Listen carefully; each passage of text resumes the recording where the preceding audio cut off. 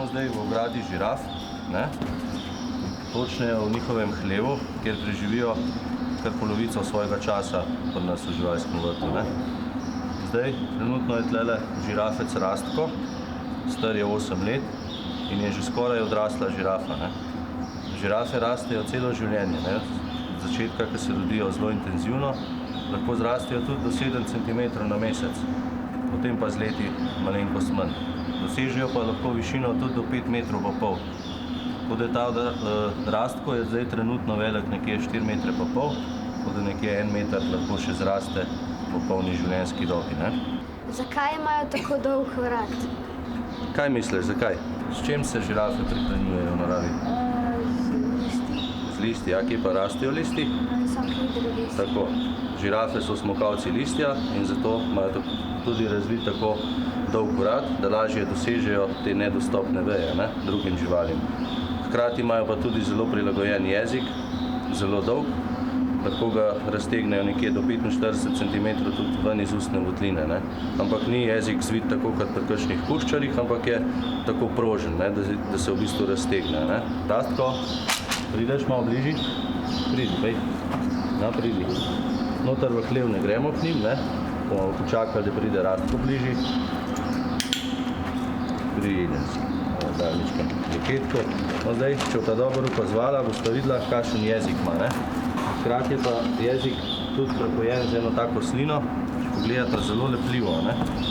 Zakaj pa mislite, da ima takšno zelo lepljivo? Tako, ker s konico jezika lahko še utrga listek in da mu ne pade na tla, se mu prilepi na to slino in ga lahko potegne nazaj v ustno votlino. Kaj pa mora narediti žirafa, da v bistvu doseže detalj? Tako, razkorači se s prednjim nogam in se predkloni dol. To je za žirafe zelo neprijeten položaj. Zakaj? Ker jim lahko pri tem zdrsne. Tam, ko grejo žirafe recimo se napajati ob vodi, tam je zelo razmočen teren in se lahko zgodi, da se jim spredi noge raztegnejo in se jim potrgajo te ramenske vezi in žirafa ne more več ostati. Tako da so zelo nerade v tem položaju. In tudi hkrati so zelo nesigurne, ker v tem položaju je žirafa najbolj ranljiva. Koliko pa tehta? Odrasla žirafa, samec, lahko doseže tudi tono pa pol. Samice so pa malenkost lažje, pa tam nekje do 1 tone. Zakaj so takšne barve? Žirafe niso niti dve enake barve. Zdaj, če bi jo postavil nekje v afriško savano, pa če bi se zlila z okoljem, pa če bi jo nekaj časa opazovali, bi videli, da je to v bistvu tudi varovalna barva. A žirafe spijo v stoji? Ker žirafa si ne more privoščiti, da bi se ulegla tako, kot se uležemo mi, pa zaspala za kakšnih 8 ur, ker se najbrž ne bi več zbudila, ker v njihovem naravnem okolju živijo tudi lenivci, kot je kakšen lev, kakšen leopard ali kaj drugega. Zakaj ima rogove? Zato, da se med sabo lahko dva samca sporazumevata na ta način, kdo bo imel določeno samico. Tako da se v bistvu z vratovi malenkost prepletajo in se potem tudi malenkost butajo. Na ta način si kažejo, kdo je močnejši.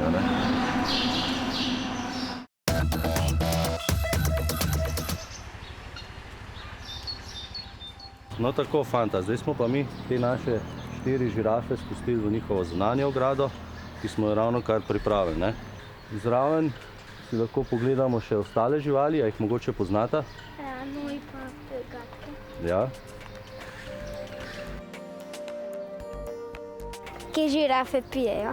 V ogradi imamo nameščen napajalnik, tamle v zgornjem delu, če si ga pogledata, in tam mora žirafa tudi narediti tak predklon, ki smo že prej o njem govorili. Tako da se s prednjimi nogami razkreči in se dotakne potem lahko tal. A je tale, ki je večji, kaj starejši od ta malega? Ja, je večji, ampak ni samo zato večji, ker je starejši. Sta tudi različne podvrste. Tata manjši je mrežasta žirafa in je star 9 let. Tata večji je pa podvrste Rothschild, je pa star 13 let. Ampak je že tudi med samimi podvrstami nekaj razlik, tako da te Rothschild žirafe dosežejo večjo višino, so tudi bolj močne, dočim mrežasta žirafa je pa manjša, pa bolj vitka. Kako ste pa sploh pripeljali te žirafe sem? Transport žiraf je precej zapletena stvar, tako da prevozniki, ki se s tem ukvarjajo, samo nekaj jih je v Evropi, imajo posebej prirejene prikolice z dvižnim stropom, ki ga lahko dvignejo ali spuščajo. Načeloma žirafa med samim transportom stoji, včasih se pa tudi uleže oziroma se more uležiti zaradi kakšnih podvozov, kjer more ta prikolica spodaj. Seli se pa načeloma mlajše živali, ki so nižje, redko kdaj pa tudi te večje, starejše. A se kdaj kaj skregajo? Seveda, tudi žirafe se včasih kaj sporečejo in takrat se potem tudi s temi rožički poskušajo domeniti. Tukaj je glavni tale drugi največji samec, ime mu je Reinhold in on je tudi dominanten samec v tej naši skupini.